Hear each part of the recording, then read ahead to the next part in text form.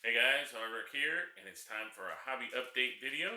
We're going to cover all the hobby progress I've made since I made my last video, which was the intro video, and I'm going to bring you up to speed on what we're doing. So stand by, hobby update coming up next.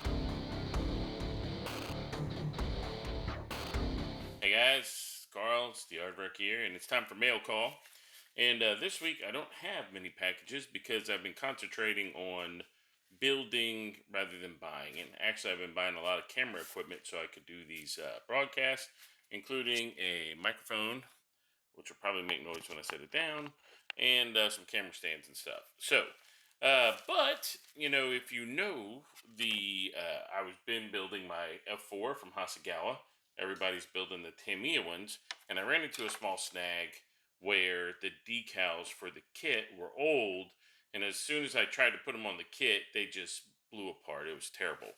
And this is the markings that I'm doing, which is the bicentennial F4 markings for a ship off the Midway, or a squadron off the Midway, VF 161. And I really like this. And so the whole reason why I bought this kit was for these markings. And actually, I saw one of these going on eBay for like 120 bucks. That is ludicrous. But the decals fell apart. I posted that on Facebook. And then a great friend of mine, Brian from Wichita, he got hold of me and he's like, "Hey, bro, do you need those decals?" And I was like, "I sure do." And he's like, "Well, how many decals do you need?" And I was like, "Well, I need all the ones to do this. The Hasegawa ones aren't gonna make it." So he, sent me this package within like a couple days, and he also included the new Tamiya B set decals. And so I'm very excited because tonight I get to start decaling again. And the good thing about the decal markings for this aircraft is that in the Hasegawa set, that lightning bolt and the ring and the letters were all different decals. And this one, they're all together as one. So you could slide that puppy right on there. Oh, it's going to look so good. And I'm pretty excited about that. And then he included the Tamiya decals with all the stenciling on them. That's a lot of decals, man. Holy cow. But also on here is the decals for the ordnance. The light's killing it. But the decals for the ordnance, the Navy markings, and the stars and bars. So, Brian, you are the man. I appreciate you, bro. Wearing my F4 shirt. Woo! And so let's go on and take a look at the rest of the hobby progress. So, back in a second. Okay, the Revell F84F kit was originally a monogram kit that was released in 1984. This version of the kit was released in 2006 as a German Navy slash Luftwaffe, I think Air Force markings too. The markings were pretty different. It had already been released several times, but I wanted to make an F84F Thunderbird. So I had to use Warbird decals, and I purchased these at a show at some point, and started to use them and realized that they were not for the monogram kit, and so the fit was not exact, and the decals are extremely thin and prone to tear.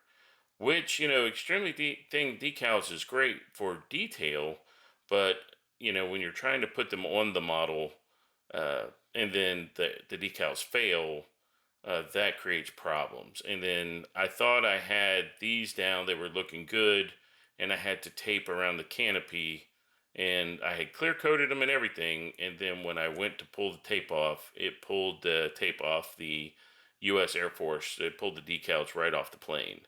So there was no saving it at that point. But this model was always intended to be a shelf sitter anyway. So I just need a good 3-footer model, which means it looks good from 3 foot away, which this does on the top shelf of my bookshelf. The red, in contrast to the natural metal, it really sticks out. But the good news, I understand, is that soon someone is going to re-release the F84F in the Thunderbird markings.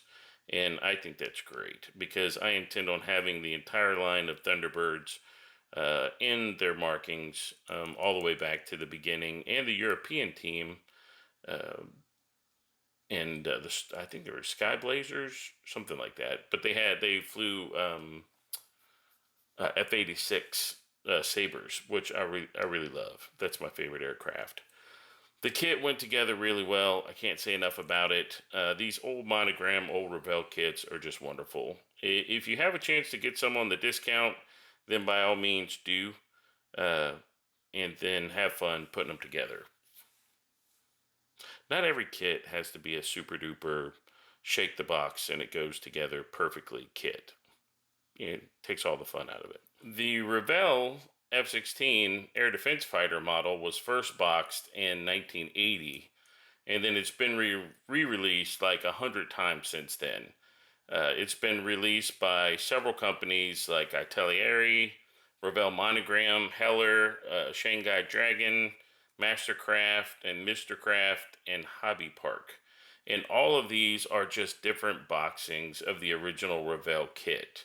Now, some include new decals, others include new parts, and but it all comes down to this kit. So this is a really great kit if you're just getting to building aircraft. It's pretty simple, goes together, and makes up for a good representation of an F-16.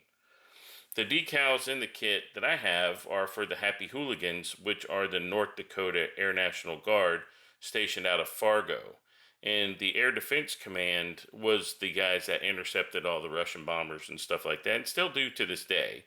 The Fargo squadron now has transitioned from F-16s to Predator drones, and so they have a Predator squadron down there. But actually, Logan and I went to their little air museum right outside the airport where they're stationed, and it's pretty cool. If I have I'm not sure I have an F-16 picture in there, but if I do, I'll include it.